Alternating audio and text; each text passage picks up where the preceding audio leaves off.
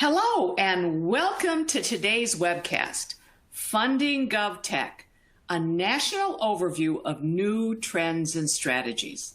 This is the first installment in our series exploring how funding government technology is challenging today, continues to be a challenge, but we hope is getting better for the future. I'm excited to serve as your moderator today. My name is Terry Takai, and I am a Vice President for the Center for Digital Government. Thanks for joining us. We're going to have a great session over the next 30 minutes. Now, we put up a few housekeeping notes. I know all of you are so used to being in the box and watching webcasts, but we wanted to just give you a few of our tips so you can take a look at them there on the screen. Just a couple of notes. During today's webcast, you're able to connect with your peers via LinkedIn and Twitter. Please use hashtag GovTechLive to share key takeaways, quotes, and learnings from today's webcasts. Today, also, we encourage you to complete a brief survey at the conclusion of the webinar. And if you have questions during the webinar, please put them into the Q&A box and we'll feed them into our conversation as we go. All right, well, let's get started. I don't want to waste any more time. All right, our speakers today, first is Justin Marlow. Justin is a senior fellow for the Center for Digital Government and a professor and associate director of the University of Chicago's Center for Municipal Finance. Justin is a research professor at the Harris School of Public Policy at the University of Chicago. His research and teaching are focused on public finance, and he has published five books, including the first open access textbook on public financial management. He's published more than 100 articles on public capital markets, infrastructure finance, financial disclosure, public financial technology, and public-private partnerships. He has served on technical advisory bodies for the state of Washington, the California State Auditor, the Governmental Accounting Standards Board, the National Academy of Sciences, and the Bill and Melinda Gates Foundation. Prior to academia, Justin worked in local government in Michigan. Next, I have Mark Raymond. Mark is the Chief Information Officer for the state of Connecticut. He's been a part of the state of Connecticut leadership team since 2011. As CIO, Mark oversees the Department of Administrative Services, Bureau of Enterprise Systems and Technology, as well as the operational responsibilities for the state's technology infrastructure. During his tenure, Connecticut has reduced spending on technology, focused on sharing of technology solutions across government, and improved the security and availability of state systems. He is currently focused on transformational improvements in digital government and optimization of technology across agencies. Now, beyond his work with the state, Mark serves as the past president on the executive committee for the National Association of State Chief Information Officers because he's previously held all of the executive roles on NASIO, the Secretary Treasurer, the Vice President, and President. So Mark has been a major force in the state CIO space and one of the longest standing state CIOs, Mark. So congratulations for that. And then we have Tanya Hanna, who's the Chief Information Officer for King County and the KCIT Director. Tanya believes in using technology in new, surprising, and smart ways to ensure all King County residents can thrive. She oversees all IT teams supporting 64 lines of business within the county. That includes everything from emergency services to the courts to vaccination sites. She's passionate about ensuring King County residents have equitable access to digital technology so they enjoy full participation in our society, democracy, and economy. Now, under Tanya's leadership, the Center for Digital Government this year recognized the King County Department of Information Technology as the top digital county in the nation. Congratulations, Tanya. That's a fantastic achievement. But also in July, she was awarded an Orby as the top public sector CIO in the nation. So again, two big awards this year for Tanya. All right, well, let's jump into our conversation. All right, so I want to start, actually, Mark, with you and then to Tanya and to Justin. You know, I think that we all know that there's been so much press around this federal funding, whether it's from the CARES Act to the American Rescue Plan, and of course, now the potential for a major infrastructure bill. And it seems like technology should get their fair share, but we know that you all face challenges actually in being able to secure the necessary funding for technology and to be able to take advantage of these federal funds.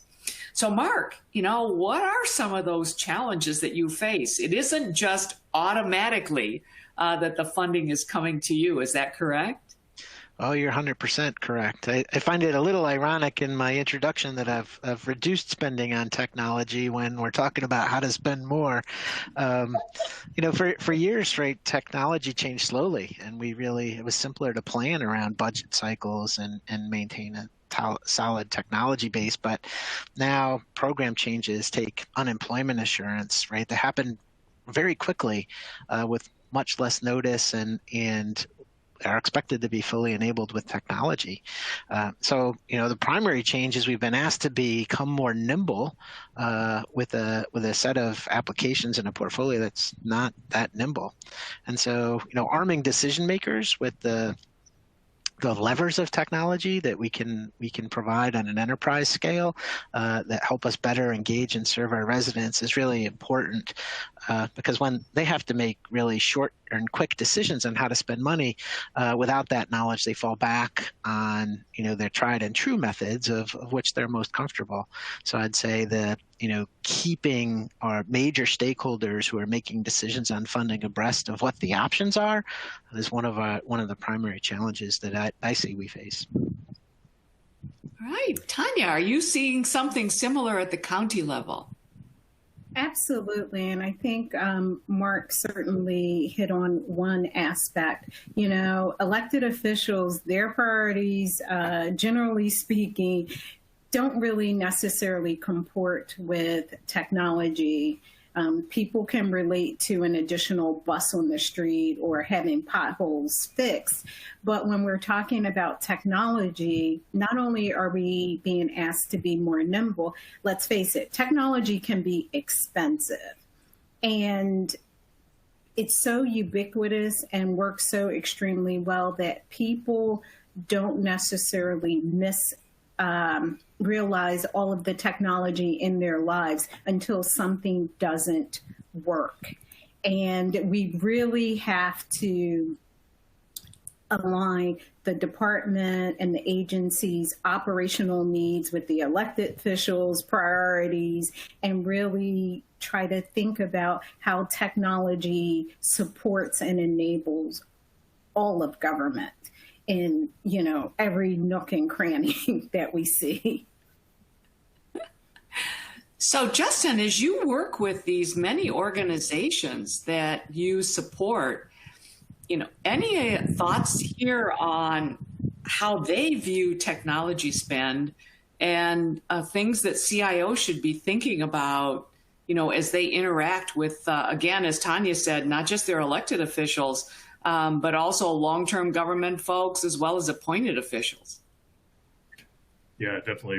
Thanks, Terry. And thanks for the chance to visit with you. It's a real pleasure and an honor to be able to be part of a panel with folks like Mark and Hannah for all Mark and Tanya, I'm sorry, for all the terrific work that you all are doing.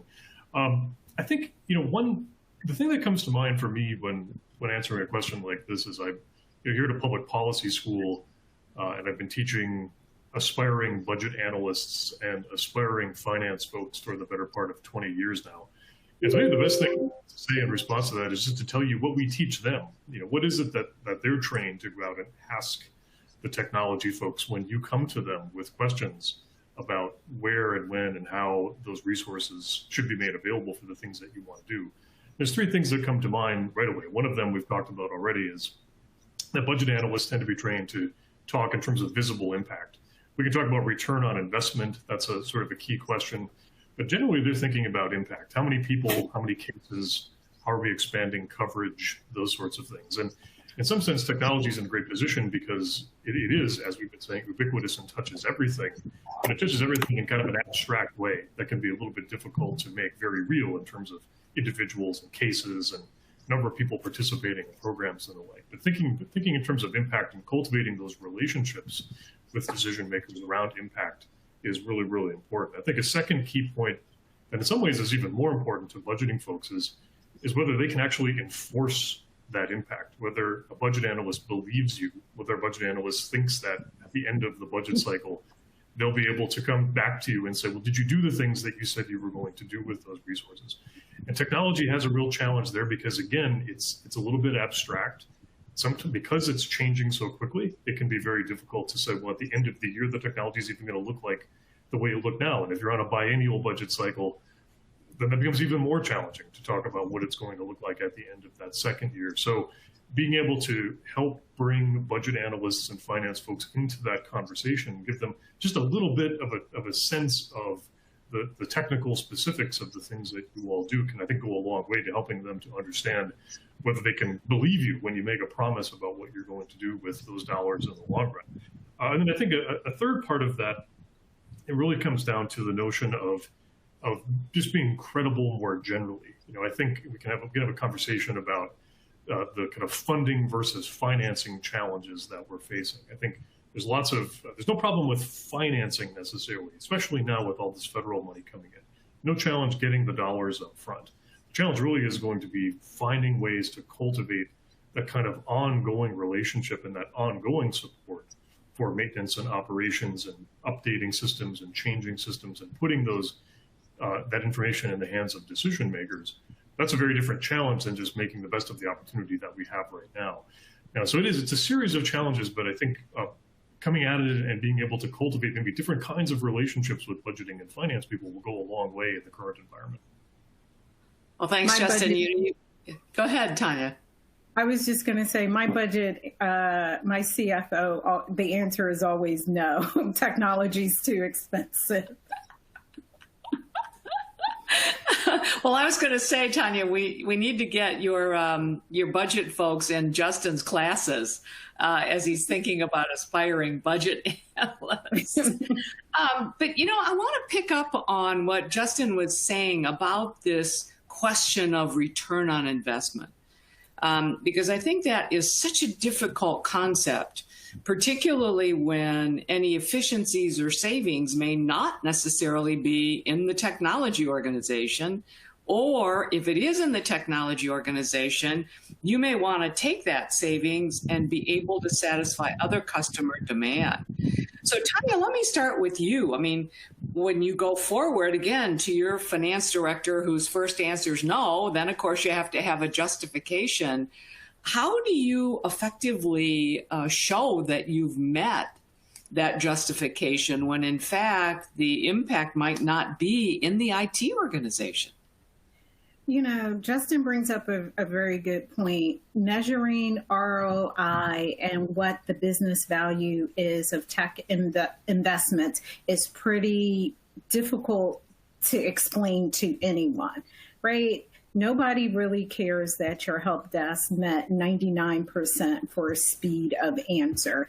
And they certainly don't understand that all of your cyber investments are protecting you from ransomware, right?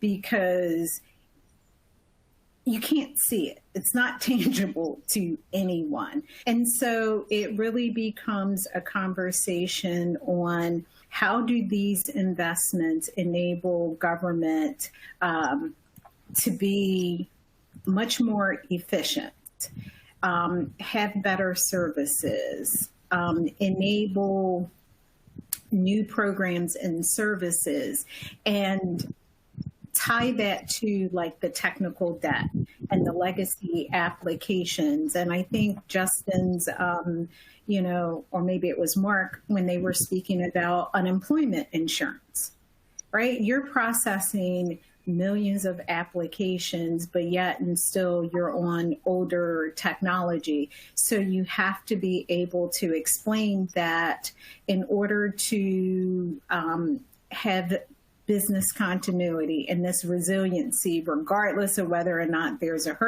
hurricane going on or a pandemic, that making an investment in cloud will allow us to keep our operations going and having the ability to process at scale at a faster clip.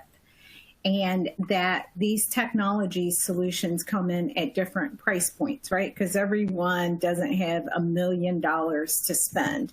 So, finding the appropriate technology and having it communicated in a way that here's the benefits to those individuals out in the community, whether they're online or via phone, can still access the same benefits. And here's how technology helps you process at scale becomes critically important for people that don't understand tech jargon at all, right?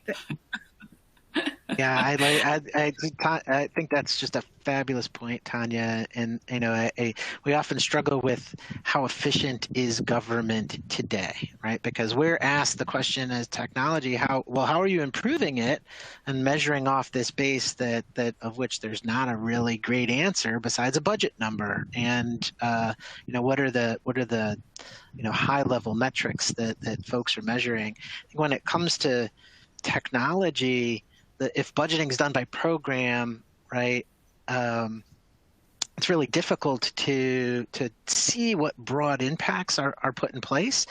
And, the more that we put online, we're saving individuals time, right? They don't have to, we're saving them carbon. They don't have to take time off from work to come in and get our services, for example, to come into our Department of Motor Vehicles, right? And so those are efficiencies that don't accrue to government, right? They accrue to our residents. And actually, there's some extra costs that we get, not just the technology, but if we're doing this right, we're providing some level of support off hours. So, if it's after dinner or on a weekend, that they can get their work done online, or education on this is a safe way to interact with government, or they may not have the digital skills to work with us online. And so all of those, doing technology right, creates efficiencies elsewhere in the system. But it can often be super difficult to just point and say, oh, I made this investment, so now I'm pulling it out of the technology budget. So I think we really have to redefine our thinking around our interaction with the residents, and how we provide those, and how we fund it, and how we think about each one of those interaction costs. And are there those people who would prefer to operate with us that way, and we can make it more efficient for them? And can we reuse some of those savings, because there are savings, to better serve the population who may not be able to work with us in that kind of way? For our technology investments, we have people identify both hard costs and or hard benefits and soft benefits. And so we're asking for them to think holistically, not just around the technology costs, but around the overall cost of their program. And it's early, and we don't always get the best metrics on it, but we have to be thinking about it that way. And I think, Mark, to add to that, technology is so embedded in what we do. It's the reason why government can scale, right? Because technology is underlying during the pandemic. If it wasn't for telehealth, how would you continue to provide services? So it's getting people to take a step back and understand that everything that they're doing, their refrigerator has technology, to the car has right? There's so much technology, we take it for granted. Yeah, all excellent points. And one quick thing I would add too, in addition to knowing Tanya's CFO well, and it doesn't surprise me the least bit to hear that the answer is usually no. a key point for technology folks to keep in mind is that show me the ROI is the budget analyst's polite way of saying no, right? Or tell me a story about efficiencies and cost savings is a budget analyst's polite way of saying no. But it doesn't necessarily mean it's no forever, right? And it doesn't necessarily mean it's a hard no. I think the advice that I've been giving tech folks who I've talked to, particularly at the state and local level over the last, especially year or so, has been that right now is really a terrific opportunity to have kind of two conversations. On the one hand, having that discussion with the budgeting and finance folks on terms that they're used to, like cost savings, like efficiencies, like the sort of ROI numbers that they like to hear. But then on the other hand, there's an opportunity to have kind of a parallel conversation with decision makers, including and especially elected officials, to say this is not an investment in technology. This is an investment in equity. This is an investment in the ability to coordinate more effectively across units within this agency. This is an investment in intergovernmental coordination. All the things that right now are front and center as we're thinking about not just the pandemic response, but coming back stronger from the pandemic. Just as both Tanya and Mark have said, a lot of this is about, these are foundational things. These are things that government needs to be able to work well at scale. And the test of whether we can operate at scale is now. And I think there's a lot of elected officials who are maybe thinking differently than they have been in the recent past. So it's a great opportunity if you're willing to engage them in maybe a different way than you're typically engaging, say, the budgeting and finance folks. What's your sense, Preston, of how the budget analyst, I'm kind of thinking of the way that Mark and Tanya have talked about the value of technology not being just a backroom efficiency or even an agency efficiency, but that ability for the constituent/resident to be able to interact. In addition to kind of the equity question, because it's a part of equity, how's a budget analyst going to react to that? Is there a way that you can articulate it that gets them more interested? I think so. I think it's, first and foremost, as counterintuitive as it might seem, there's no rule that says that you can't try to persuade budgeting and finance folks with stories and anecdotes. And sometimes those actually resonate really well, especially in an area like this where the technical specifics of what you all do are going to be less familiar. So being able to point to examples of, say, programs or services or departments or even entire governments who were able to Tanya's point, for example, respond more effectively at scale with efforts to more directly engage citizens in either the budget process or in what the public health response is going to look like, or in what a state or a county support for small businesses during the pandemic would look like. There's lots of great examples to point to that say, this is what you're able to do when you have the capacity to do that outreach and engage people meaningfully in providing them the data to make decisions, seeing what in real time the impacts of those decisions are, being able to do that as a technological solution to the same problem, and being able to point to examples of when it worked really well and when it didn't work so well. For a budget analyst, that's exactly the sort of thing that they want to be able to tell their supervisor, who then tells the mayor or the governor or whomever it is. And sometimes those sorts of stories that tie together a lot of these ideas can be really powerful. Mark, Tanya, did you ever try it? And did it work or not work? Yeah, I absolutely. We have to like that inspiration. I think we have two things, and Tanya hit on one of them, which is I use quite often, which is we have direct evidence that we've been doing things over the last 18 months that people said was impossible, right? And so whether it's telemedicine or remote work for the entire workforce, or putting motor vehicles online. We've done the things that people have said for a long time. There's been naysayers. So using those examples, right, to both say, yes, here's how technology has evolved. Here's how, our the society has evolved to embrace a lot of that, and then inspiring them to apply that thought into other areas of challenge. And what I would add, I think it's important to have a strategic vision for the organization that addresses the short term, like that 16 to 18 months. What are those foundational elements needed to help ensure that your infrastructure can pivot wherever the business needs to go, but then also that kind of mid to longer term, 2 to 4 years of, what are ways that we can unlock data so that we can gain business insights?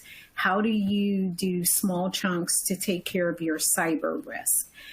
You have to continually plan all of those elements, right? So that you can make significant progress in smaller chunks, because there are so many competing priorities within government, right? There's no shortage of, priorities. And so we have to think about, okay, if there are social issues, public.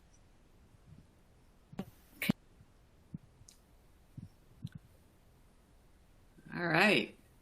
We're going to get Tanya back here in a minute, but I wanted to posit kind of a what if, because I think that for those of us that have been in technology, we've always understood the importance. But I think, we've been talking about that difficulty of getting others to understand. But, we could sort of go so far as to posit a world where there is a recognition of the technology, and we see that technology actually, the organizations grow. Not that they don't have to be efficient, but that they become a bigger part of government. Is that just me dreaming?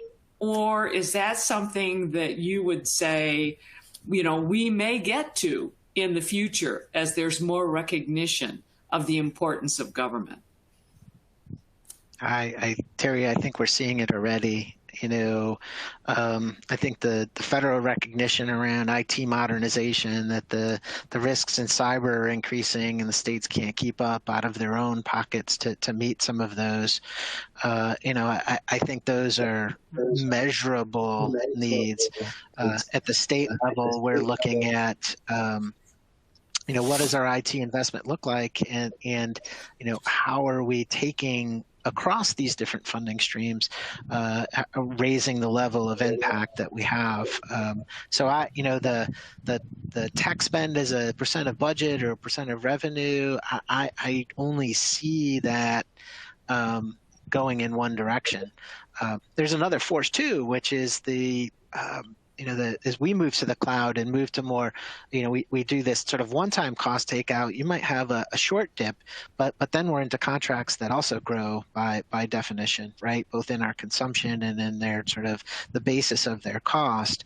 And so, those pressures will also, call us to account for, what is the value that we're creating through this option? How is it positively impacting our business?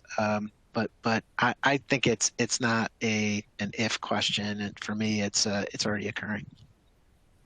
Fantastic, Justin. Couldn't agree more. Yeah, couldn't agree more. I working with young people every day who aspire to go out and work in the public sector.